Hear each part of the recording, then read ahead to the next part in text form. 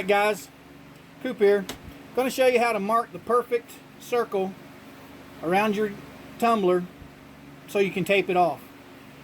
Pretty easy. I just use popsicle sticks.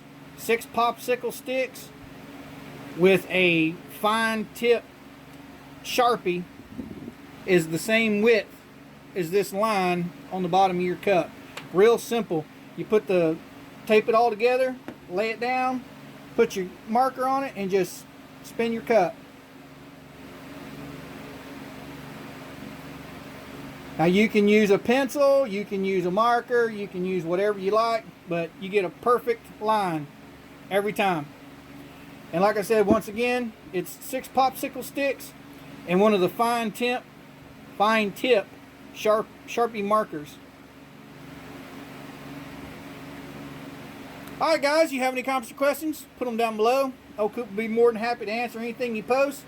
And you guys all know we've got the Facebook page up and running, Google Plus, Pinterest, Instagram, all that stuff, yada yada yada. All the links for that will be down below. Come over and join us on one of them, all of them, or none of them. It's entirely up to you. And with all that being said, Coop's pretty much going to say, Coop out.